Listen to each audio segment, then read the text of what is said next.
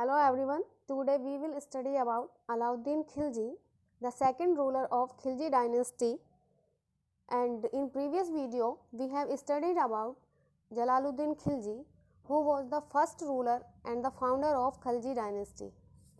We have studied about it that when Alauddin got success in the campaign of Devgiri, he got so much wealth from there, and after that he killed Jalaluddin Khilji, his uncle, and ascended the throne. So in this video we will study about Alauddin Khilji. This chapter is so vast, so I have divided in this two video, and in first video we will study about Alauddin's early life, his conspiracy against Jalaluddin, and process of the ascension and march to Delhi, and consolidation of power and architecture built by him and his coins. So let's start a video. Alauddin Khilji war Ali Gusufs was an emperor of the Khilji dynasty that ruled the Delhi Sultanate in the Indian subcontinent. Alauddin instituted a number of significant administrative changes related to revenues, price control, and society. He is noted for repulsing the Mongol invasion of India.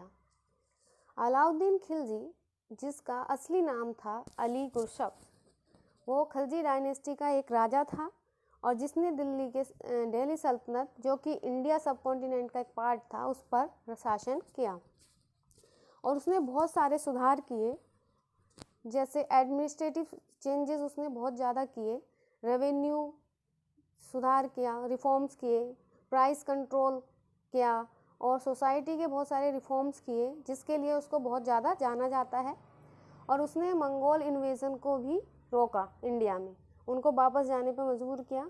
जो कहा जाता है कि सबसे ज़्यादा जो Mongol invasion हुए थे वो अलाउद्दीन के टाइम में ही हुए। ज़्यादातर कहा जाता है कि लगभग मिनिमम 6 टाइम्स जो थे मंगोल आक्रमण अलाउद्दीन के काल में हुए और उसने उनका डटकर मुकाबला किया और मंगोलों को पीछे वापस जाने पर मजबूर किया। अलाउद्दीन खिलजी, जैसा कि हमने पहले वीडियो में पढ़ा था, जब अलाउद्दीन खिलजी ने देवगिरी पर आक्रमण किया तो वहाँ से उसे बहुत ज़्यादा वेल्थ मिली। जब उसको वेल्थ मिली तो जो जलालुद्दीन को पता चला तो जलालुद्दीन उससे मिलने के लिए ग्वालियर की तरफ चल दिया। लेकिन अलाउद्दीन खिलजी ने क्या किया, वह सीधा ग्वालियर ना आके कड़ा चला गया अपनी पूरी वेल्थ लेके, और वहीं से एक लेटर लिखकर भेजा जलालुद्दीन को कि आप मेरे से यहाँ पे मिलने आइए, मुझे डर है कि मतलब मैं इतना सारा धन लेकर वहाँ पे दिल्ली आऊँगा तो कोई लूट ना ले या आपको कोई मार ना दे।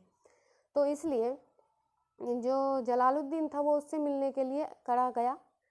जो जलालुद्दीन का वज़ीर था अहमद चप, उसने मना भी किया कि राजा आप वहाँ पर मत जाइए, सुल्तान, पता लगता है कि उसने कुछ कॉन्स्पिरेसी कर रखी हो, वहाँ पे आपको मारना चाहता है, कुछ भी कर सकता है आपके साथ। लेकिन जो जलालुद्दीन था वो कहता था नहीं, मेरा नेफ्यू है, ऐसा कैसे करेगा मेरे साथ, भाई मेरा भतीजा है, उस पर विश्वास था उसको।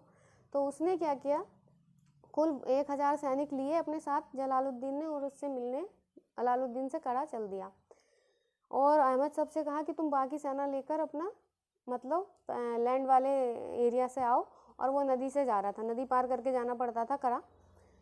तो जब वो अलाउद्दीन को पता चला कि जलालुद्दीन है बहुत सारे सैनिक लेकर आ रहा है मेरी तरफ, तो उसने अपने एक मिनिस्टर को भेजा उसके पास और उससे कहा जलालुद्दीन से कि जो राजा है मतलब सुल्तान जो है आपकी इंतज़ार कर रहे हैं, वो आपकी तैयारी कर रहे हैं आपके स्वागत की, इसलिए आपको लेने नहीं आए हैं और हम आपको लेने यहाँ पे आए हैं, और वो आपको बहुत ज़्यादा मतलब भेंट देना चाहते हैं, आपको बहुत ज़्यादा जो जहाँ से वेल्थ मिली है देवगिरी से वो आपको देना चाहते हैं।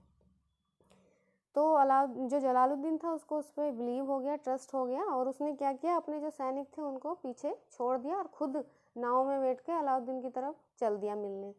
और जैसे ही जब अलाउद्दीन के कैंप में पहुंचा जलालुद्दीन, तो जो अलाउद्दीन था उसने उसके पैर छुए और उसको जलालुद्दीन ने अपने गले से लगाया और ऐसे ही जब वो गले से लग रहे थे तो अलाउद्दीन ने क्या किया, अपने जो साथी था उसको इशारा कर दिया और उसने उस पर तलवार से वार कर दिया जलालुद्दीन खिलजी को, और जलालुद्दीन को मार दिया।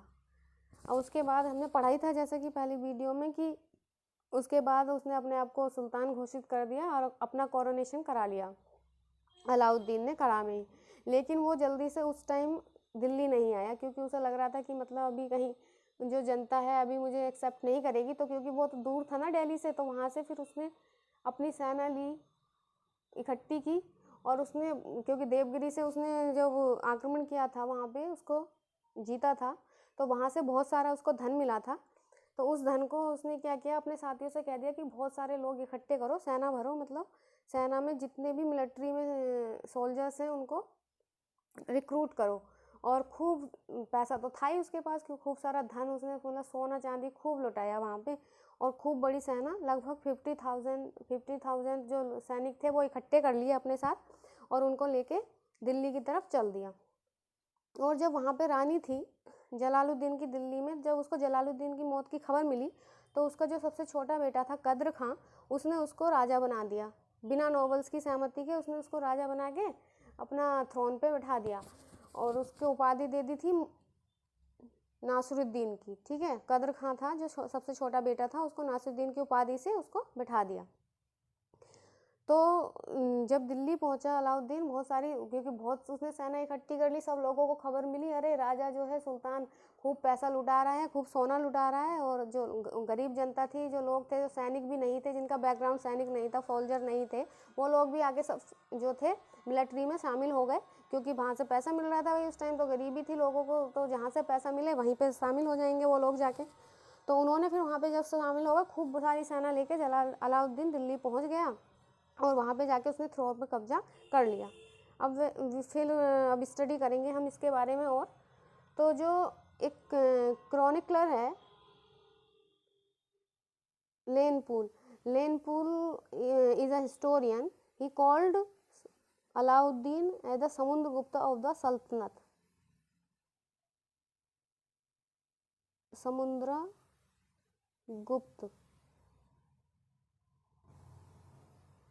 Of the sultanate, Samudragupta of the sultanate, who called Lane Poole called him Samudragupta को, समुद्रगुप्त ऑफ द सल्तनत। जो लेनपूल है वो अलाउद्दीन को समुद्रगुप्त ऑफ द सल्तनत कहता है, क्योंकि जो उसकी पॉलिसी थी, वो समुद्रगुप्त जो था हमारा एंशिएंट हिस्ट्री में जो राजा था समुद्रगुप्त, गुप्त किंग थे, उनकी जो पॉलिसी थी साउथ की और साउथ में, हाँ, और नॉर्थ में जो उन्होंने पॉलिसीज़ अपनाई थी, बिल्कुल सेम पॉलिसीज़ अलाउद्दीन ने अपनाई, इसलिए उसको समुद्रगुप्त ऑफ द सल्तनत कहा है लेनपूल ने। And Amir Khusro and Isami called him fortunate person,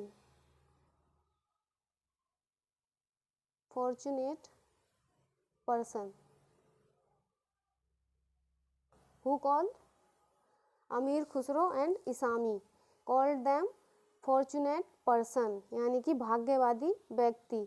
अमीर Khusro also called him the shepherd of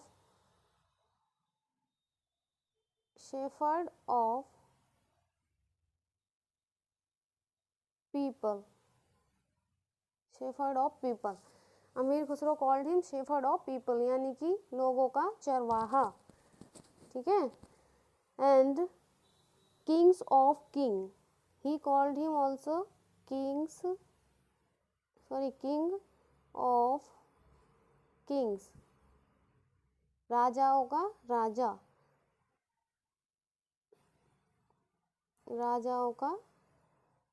Raja, kings of king।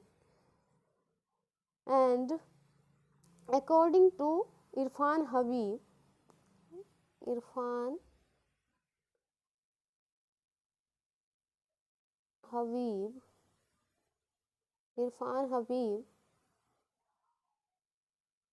according to Irfan Habib, the political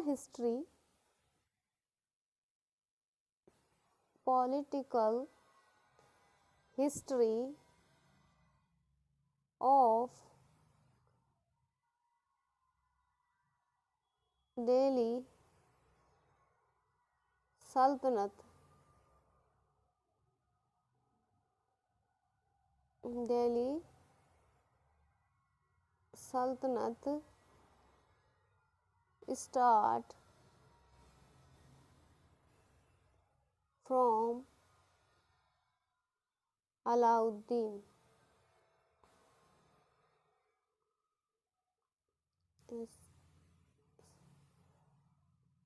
start from Alauddin. According to Irfan Habib, the political history of Sultanate start from Alauddin, and he also compare him to the Bismarck of Germany. Okay? जो इरफान हबीब है उनका कहना है जो दिल्ली सल्तनत का राजनीतिक इतिहास है वो अलाउद्दीन खिलजी के साथ शुरू होता है और वो उसको जर्मनी के बिस्मार्क से भी कंपेयर करता है. According to S.R. Sharma, he was the first Muslim emperor of the India.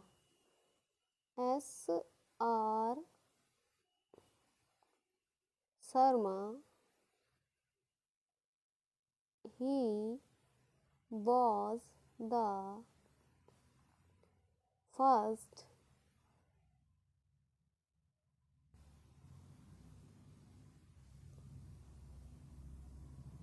emperor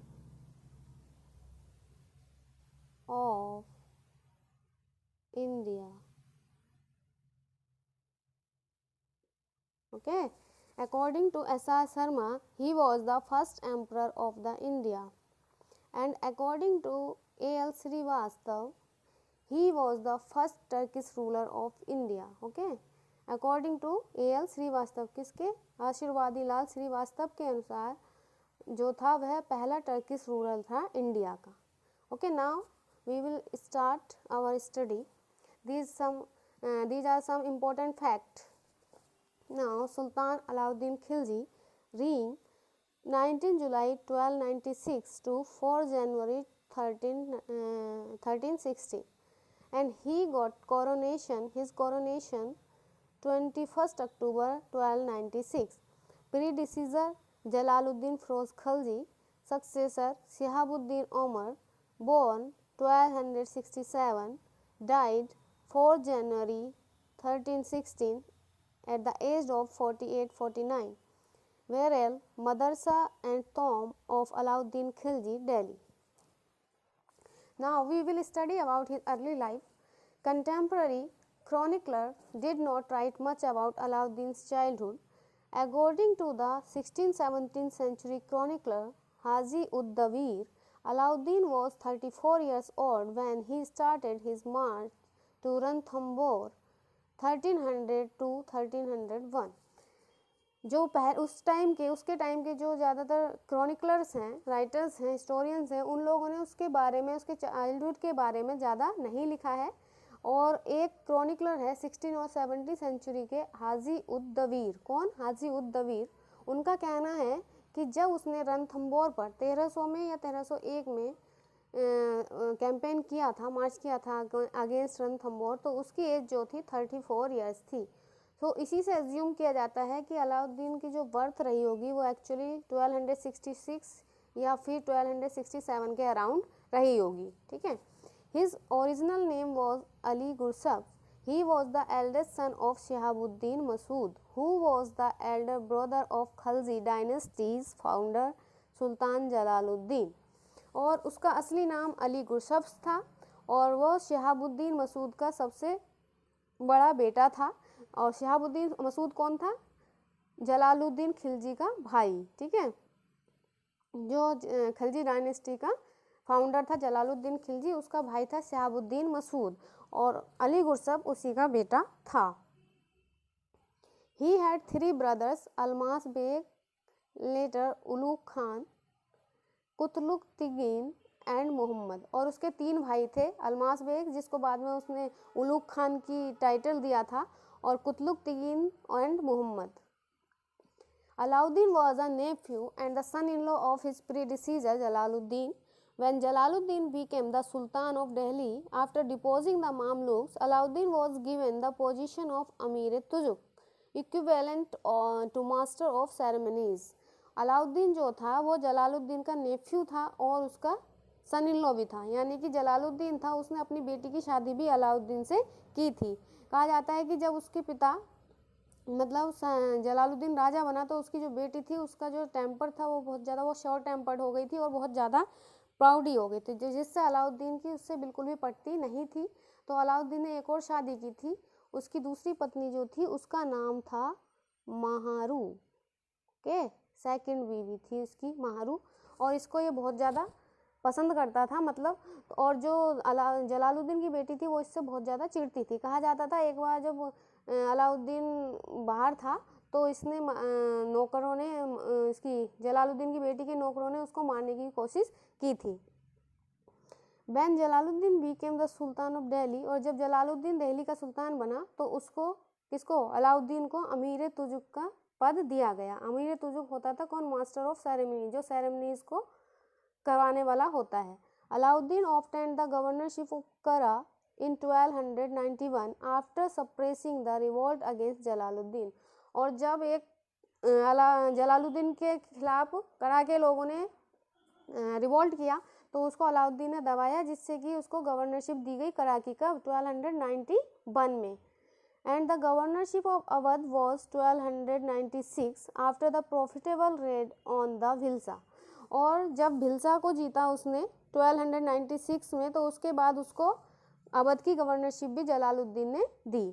In 1296, Alauddin raided Devgiri and acquired loot of staged a successful revolt against Jalaluddin. After killing Jalaluddin, he consolidated his power in Delhi and subjugated Jalaluddin's son in Multan. और जब जैसा कि हम पहले पढ़ चुके हैं 1296 में अलाउद्दीन ने देवगिरी पर आक्रमण किया और वहाँ से उसने बहुत सारी वेल्थ उसको मिली। उसके बाद उसने जलालुद्दीन के खिलाफ कॉन्स्पिरेसी की और उसको मार दिया और उसकी पावर को कंसोलिडेट कर लिया, और उसका जो बेटा था उसको मुल्तान में भी मार दिया। During the last year of his life, Jalaluddin suffered from the illness and relied on Malik Kafur to handle the administration. और जब लास्ट डे आए उसकी लाइफ के तो अलाउद्दीन बहुत बीमार रहने लगा और अपनी सारी जो उसकी एडमिनिस्ट्रेशन था और उसको हैंडल करने के लिए वो मलिक काफूर पर निर्भर था। After his death in 1316, Malik Kafur appointed Shihabuddin, son of Alauddin, and his Hindu wife Jatyapali as a puppet monarch. और जब 1316 में अलाउद्दीन की डेथ हो गई तो मलिक काफूर ने उसके बेटे शिहाबुद्दीन को, जो उसकी हिंदू वाइफ का बेटा था जात्यापाली का, उसको एक पपेट मोनार्क के रूप में क्राउन पे बैठा दिया, क्राउन दे दिया उसको। However, his elder son Qutbuddin Mubarak Shah seized the power shortly after his death. और उसके बाद जो उसका एल्डर सन था कुतुबुद्दीन मुबारक शाह, उसने कुछ समय बाद उसकी डेथ के बाद उसको पावर को अपने कब्जे में कर लिया। According to the whom, now it's time to question, according to whom the political history of medieval India start from Alauddin Khilji? You can answer in comment box. Now we will study about his conspiracy against Jalaluddin. After a year of planning and preparation, Alauddin successfully raided Devgiri in 1296. खूब सारी planning करके कुछ साल बाद अलाउद्दीन ने 1296 में देवगिरी पर एक रेड की, ठीक है, आक्रमण किया। He left Devgiri with a huge amount of wealth, including precious metals, jewels, silk products, elephant, horses and slaves.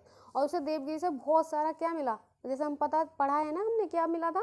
Wealth मिली, बहुत सारी वेल्थ थी, उसमें मेटल्स था, ज्वेल्स थे, सिल्क प्रोडक्ट्स थे, एलिफेंट थे, हॉर्सेस थे एंड स्लेव्स थे।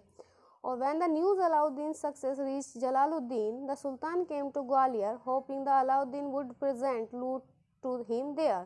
और जैसे ही जब लूट की जो खबर थी वो जलालुद्दीन के पास पहुंची तो वो उससे अलाउद्दीन से मिलने ग्वालियर पहुंचा, इस आशा में कि जो अलाउद्दीन है वो उसको सारी जो लूट है प्रेजेंट करेगा। However, Alauddin marched directly to Kara with all wealth. और जो अलाउद्दीन था वो सारे धन के साथ कड़ा चल दिया, वो ग्वालियर आया ही नहीं, वो अपना कड़ा की तरफ चल दिया, ठीक है। And the question is this, when Alauddin got the governorship of Awadh? You can answer in the comment box. After reaching close to Kara, Jalaluddin directed Ahmad Chab to take his main army to Kara via the land route, while he himself decided to cross the Ganges river with a smaller body of around 1000 soldiers.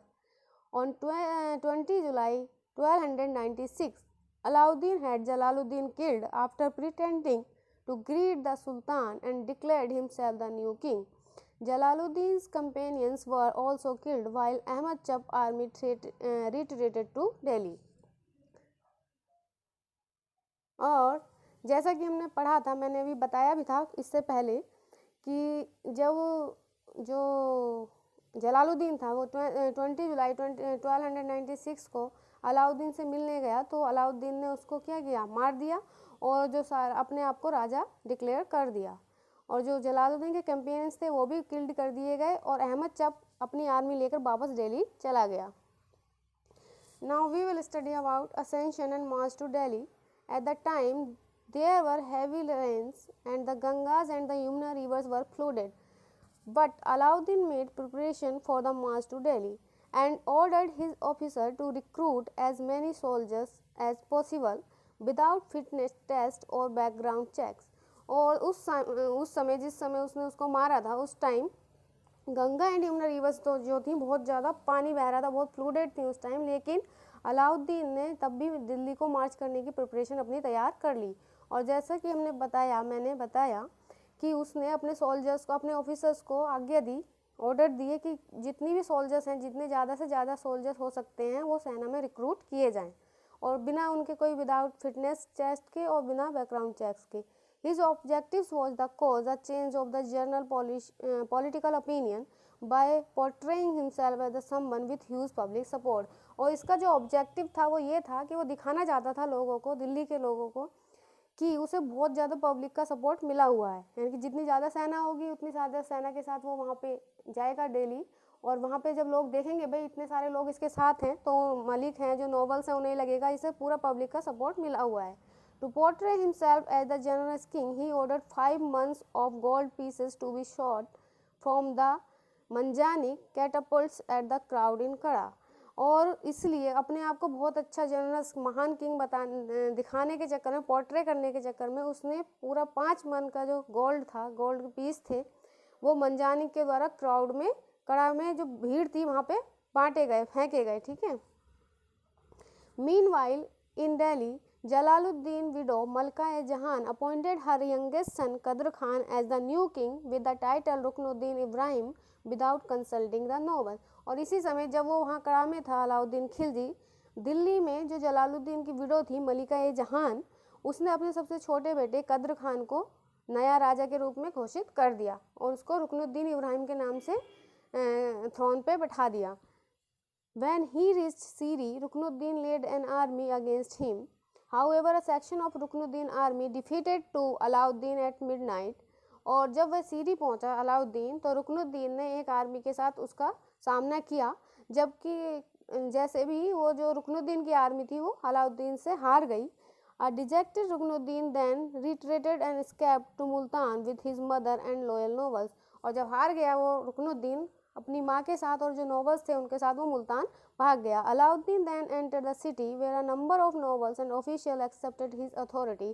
और उसके बाद अलाउद्दीन ने दिल्ली के शहर में entry की और वहाँ पे बहुत सारे जो नोबल्स थे और ऑफिशियल थे उन्होंने उसकी अथॉरिटी को एक्सेप्ट कर लिया। On 21 October 1296, Alauddin was formally proclaimed as the Sultan in Delhi. और 21 अक्टूबर 1296 को अलाउद्दीन फॉर्मल रूप से एक राजा बन गया, सुल्तान बन गया दिल्ली का। Now we will talk about his consolidation of power. अब जैसे वो आया राजा बना, उसके बाद उसे अपनी पावर को भी कंसोलिडेट करना था, है ना। जो पहले से नोबल्स थे वो थोड़ी ना वो सपोर्टर रहे होंगे जलालुद्दीन खिलजी के, तो ऑब्वियसली अब उसको अपनी उन लोगों को एक्सेप्ट कराने के लिए उसने बहुत सारे काम किए।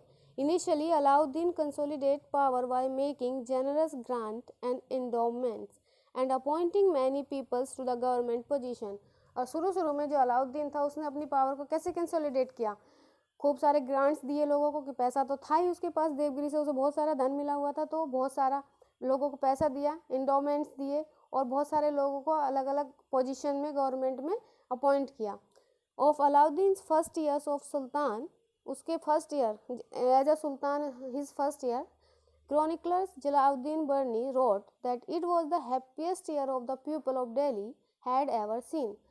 जियाउद्दीन बर्नी ने लिखा है उसके पहले साल के लिए कि ये दिल्ली के लोगों के लिए सबसे हैप्पीएस्ट ईयर रहा जो कि उन्होंने कभी अपनी लाइफ में देखा था। उनकी लाइफ का सबसे खुशहाल ईयर था ये, ठीक है, पहला ईयर जो था। Shortly after the conquest of Multan, Alauddin appointed Nusrat Khan as his wazir, prime minister, having strengthened his control over Delhi, and Sultan started eliminating the officers that were not his own appointee. और उसके बाद जब थोड़ा time हो गया, उसे लगा कि हाँ भाई अब मैं पावर में हो गया हूँ, 1 साल बैठे बैठे हो गया, तो फिर उसने अपने काम शुरू किए। उसने क्या किया, अपने जो नुसरत खान था उसको अपना वजीर, प्राइम मिनिस्टर बनाया, और अपनी जो पावर थी उसको बढ़ा लिया, कंट्रोल दिल्ली पे बढ़ा लिया। और उसके बाद जो दूसरे अपॉइंटीज़ थी, जो पहले के लोग थे वहाँ पे नियुक्त थे जलालुद्दीन के द्वारा या फिर उससे पहले मामलुक डायनेस्टी के द्वारा, उनको सबको एलिमिनेट करना उसने शुरू कर दिया। In 1297 the aristocrats maliks who had deserted Jalaluddin's family to join Alauddin were arrested, blinded और किल्ड। एंड 1297 या 1297 में जो एरिस्टोक्रेट थे, मलिक थे, जिन्होंने जलालुद्दीन फैमिली को डिजर्टेड करने में, ख़त्म करने में अलाउद्दीन की मदद की थी, उनको मार दिया गया, पकड़ दिया गया और अंधा कर दिया गया, ठीक है, सबको पनिश किया गया।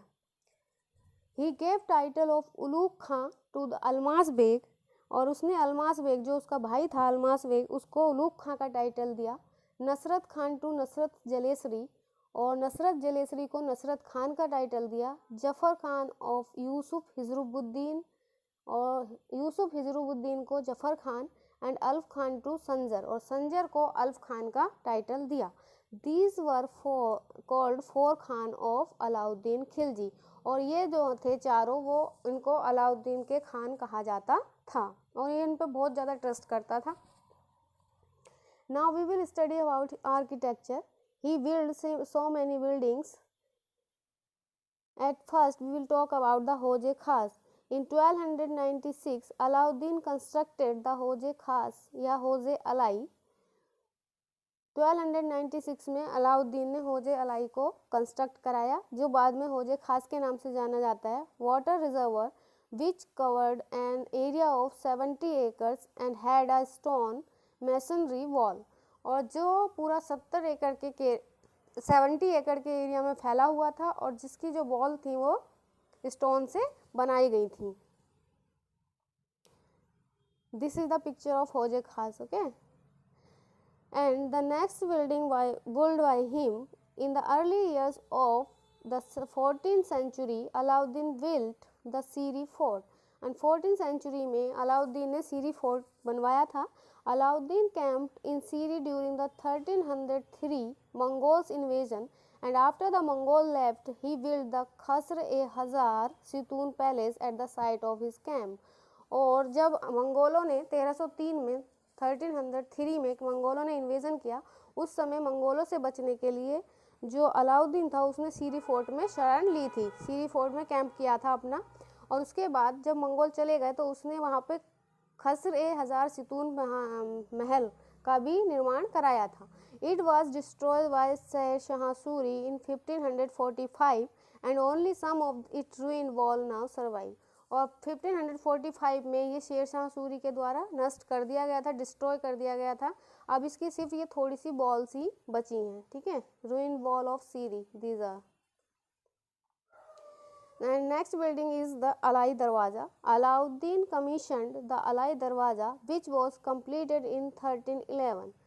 और अलाउद्दीन ने अलाई दरवाज़ा बनाने का भी ऑर्डर दिया था, जो कि 1311 में कंप्लीट हुआ, and serves as the southern gateway leading to the Quwwat ul Islam mosque build by Qutub ul Din Aibak.